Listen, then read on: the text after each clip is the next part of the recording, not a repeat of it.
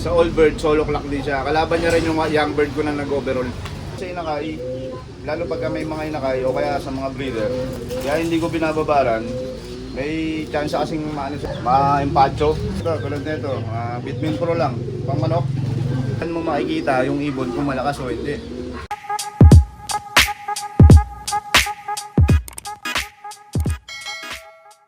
Good morning mga kalapatids. Ako si Manuel Bautista ng Santa Ana, Maynila. Yun, siyempre bago natin simulan tong bidyong to. Yan, Sir Manuel, maraming salamat ulit sa pag-unlock na makapag-loop visit sa'yo. Sir, pwedeng malaman ang mga latest achievements mo dito nitong katatapos lang ng mga karera. Pinalad tayo sa ARPCI, North and South. Overall tayo. Ang galing din yung mga kalapatids, back-to-back champion. Ito yung mga ano natin. Mga trophy oh. May ilang trophy na hakot nyo nitong North Race? Mga yung North Race parang nasa 33. Ang dami. 33 na trophy. Tapos itong South, hindi ko alam kung ilan.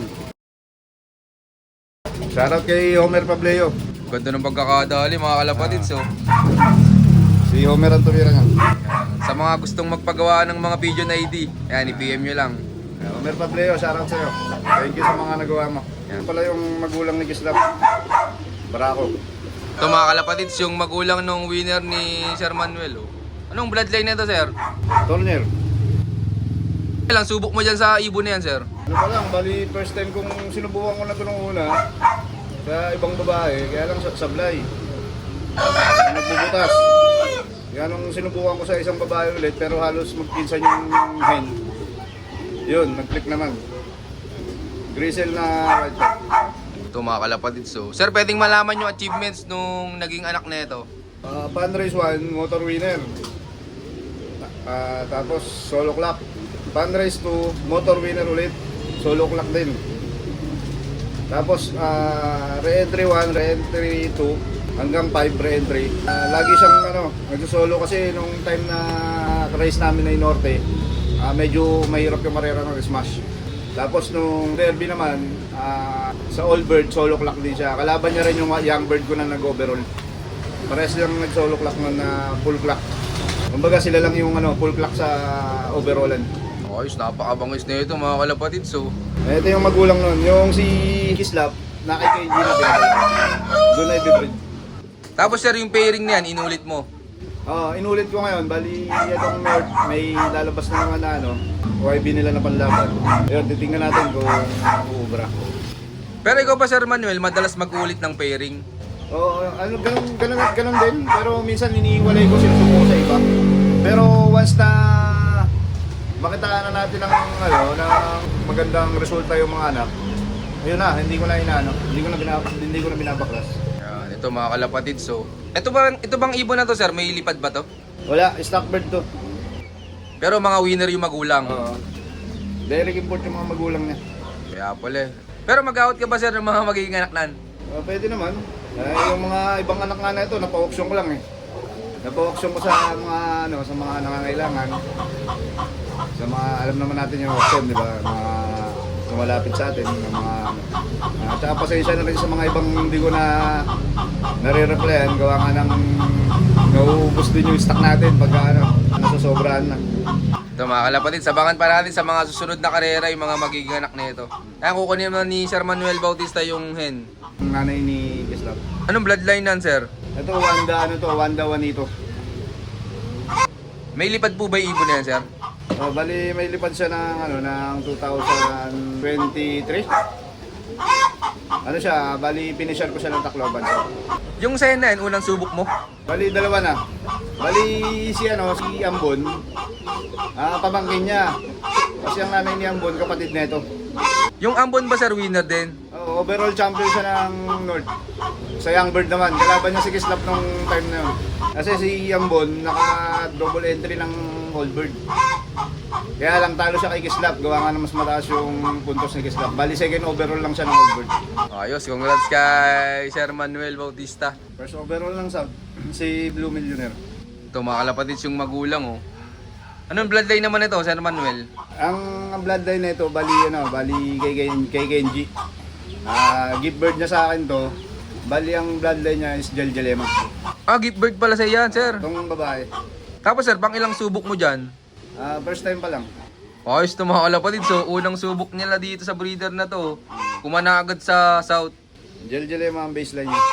Sir, pwedeng malaman yung mga nahakot nung ibon mong yun, yung nag-champion sa South. Panrace 1 motor winner siya. Tapos side bet kami. Side bet nasa 1.2. Tapos yung overall niya, first overall ng YB tsaka OB. Bale ito yung nanay. Ito mga kalapatid. So, unang subok dito, nag-anak agad ng champion sa South. Maliit na babae. Tsaka ang kagandahan sir, may tulin kahit sa malapit ano. Ganon sila banda, may tulin. Talagang laro nila, pang overallan. Producer ko talaga yung pairing na itong Barako. Kasi naglabas na ng mga winner sa MMFC yung araw pa. Di kaya ina-expect mo talagang maganda magiging resulta nung anak. Maganda magiging resulta. Kaya pala talagang palabang kayo sir kahit sinong humamon yan oh. Pwede. Oo. Ano naman tayo, gentleman's game lang naman tayo. Ito naman yung kak. Yung tatay niya ni Millionaire. Ito mga kalapatid. So, anong bloodline naman ito sir? Wanda Juanito Ting. Doon na pala yung Wando. Itong breeder na to, naglabas na siya ng super set winner sa MM nakaraan. Tsaka 2K winner. Tapos itong mismong ibon na to, 5th overall siya ng MMFC 2017. Nagatutakloban ng inano niya. Ito mga kalapatid. Ito So, ang tatay ni Blue Millionaire. winner pala to. Ay sir, balita ko may nag-night bird kayo na ibon ah. Oo. Bali yung nag-night bird kong ibon, ang magulang noon na kay Kyle Campos ng Kainta. Iba nag-breed. Hindi, bali nandito yung magulang niya nung time nung nilalaban ko yun. Nakorsyonadahan ng kaibigan natin, si Tony. Si Kyle Campos. Shoutout sa'yo, kuya. Yan, congrats kay Sir Manuel. And tatanungin naman natin siya mga kalapatid about sa tips sa breeding. Ikaw sir, kapag North breeding, anong buwan ka nag-breed? North, nag-uumpisa ako ng December. Tapos diretso na yun. Yun din yung pang North tsaka pang South. Oo, diretso na. Ayun na yung North tsaka pang South. Lang, ako na yan. Tapos ko rito sa, gumagamot pa kain. Inaalisan ko na kagad ng patuka.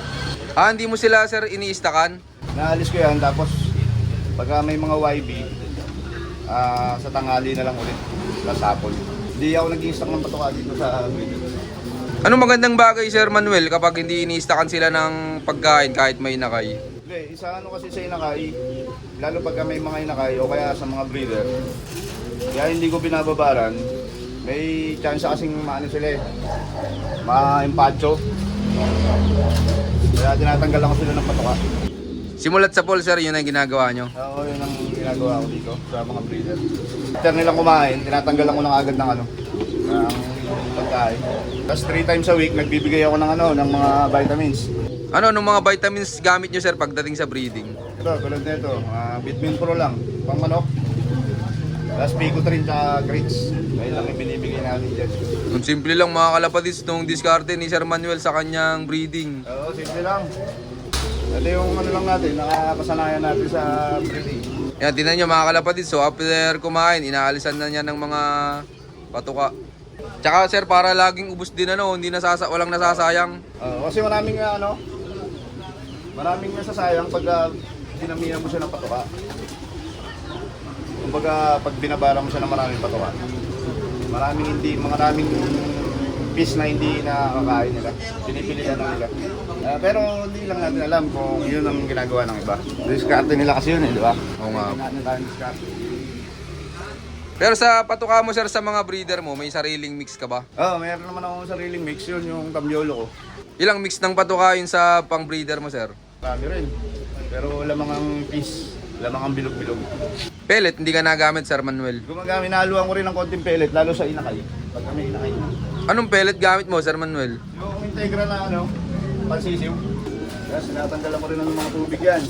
Hindi mo rin sila iniestakan ng tubig? Oo. Bali mamaya, bibigyan ko na lang ulit sila tanghali. 3 beses sila nakain sa isang araw. Tapos mamaya plain water na lang. Plain water na lang. Tapos sir, pwedeng malaman kung anong madalas manalo sa inyo na bloodline dito? Yung pa rin, yung mga gamit ko pa rin na sila Wanda.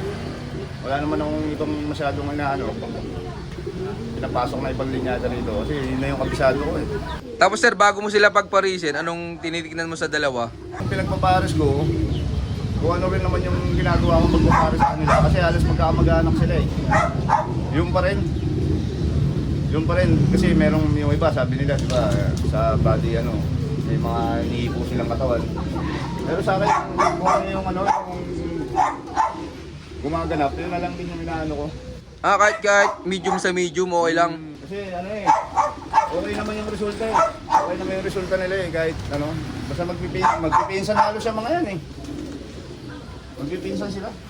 Eh, pagdating naman sa Manuel sa mga inakay, may bukod pa kayong binibigay. Oo, meron. Binibigyan din natin ng ano, ng calcium. Calcium lactate, sir. Binibigyan natin ng calcium 2 beses sa isang linggo. Pagka umidad na siya ng ano, ng 2 weeks pataas. Ayun lang, yung mga binibigay natin, basic lang. Yan, maraming salamat, Sir Manuel. Sir Manuel, tingin mo, ano yung pinaka-importante pagdating sa breeding? Siyempre, pagdating sa breeding, kailangan sa breeding pa lang, okay na tayo. Doon nag-uumpisa yung YB na malalakas eh. Kasi kung sa breeding pa lang, masisira na tayo. May chance ang masira na rin sa labanan yun. Kaya dapat sa breeding pa lang, ayusin na natin yung kondisyon nila. Doon kasi nagsisimula yan sa breeding. Mga gagamitin nating materyales. Importante yung nakapreparasyon tayo. Hindi natin pwedeng gamitin yan ng basta-basta. Kasi ayun yung magdadala sa atin pagdating sa race, yung mga magiging YB niyan. Kaya kung ako sa inyo, mas maganda, payo ko lang. Yung mga breeder natin, mas maganda yung nakakalipad sana. Para mapanatili natin silang ano, mga malalakas. Tapos medyo naamugan, naarawan. Ngayon tulad yan, pansinin mo, walang bukungan eh. Ito mga kalapatids. Mga ano lang, maliliit lang. Saan mo makikita yung ibon kung malakas o hindi. Sa ganyang sistema ng breeder lock. Maraming salamat po, Sir Manuel. Sir Manuel, ano naman mabibigay mong payo sa mga viewers natin dyan na kukuha nung gagawin nilang mga breeder? Siyempre, unang-una, kukuha tayo sa ano, sa alam nating nananalo. Yung sa mga consistent winner. Huwag na nating ano, kumbaga, huwag na natin sayangin yung pera natin sa maliliit na presyo. Parang isang gamit. Pag yan quality binili mo, medyo may presyo. Mas maganda yan kaysa sa mga mumuray na nabibili lang sa Divisoria, gano'n. Parang gano'n, halimbawa lang. Iba kasi yung ano eh, yung may presyo na quality tapos consistent yung ano, yung player. Doon magaganda kumuha. Mag-umpisa na tayo sa tama. Kasi yung iba iniisip nila mahal eh. Kasi ang presyo ng kalapate, pagka may presyo yan, nagkilala naman yung panser. Presyo na nila yan. Hindi natin pwedeng namihin yan. Hindi natin pwedeng balihin yan. Para patanan nila yung benta nila, yung presyo nila. Tsaka hindi naman sila bibiguin sa resulta sa Reno. Minsan kasi yun ang sinisisi nila. Pero hindi naman lahat. Kasi ibon lang naman yung nabibili mo eh. Ang gawin mo, tutukan mo. Kumbaga, ano mo, alagaan mo maigi. Hindi natin pwede iasa yung ibon na champion yung ganito. Tapos hindi naman nananalo. Ano yun mo rin? Kasi yung pinanggalingan niya, tinatrabaho nila yan eh. Tinatrabaho nila yan, totoo sila. Mag-astos nga lang din talaga. Ay, maraming salamat po, Sir Manuel. Ito, papasyal naman tayo sa kanilang Flyers Loop. Yun, shoutout sa inyo lahat mga kalapatids. Maraming salamat siyempre sa patuloy suporta. At yun, bago ulit matapos tong video to, may pa-shoutout pala tayo. Shoutout kay Boss Eric Jalonino. At siyempre, shoutout din sa kanyang pamilya, si Maricar Janolino, kay Ericar Janolino, at kay Boss Robert Janolino. Shoutout din kay Patricio Family from Calibo at Aklan. At shoutout din kay JP Galang at kay Jonathan Torres. Yan, maraming salamat sa patuloy yung suporta mga kalapatids. At sa mga gusto palang magpa-shoutout, mag-comment lang dyan sa baba. At syempre, makikisa na rin yung napanood yung video at abangan yung last part, bali part 2. So yun, keep watching and God bless you all. Thank you.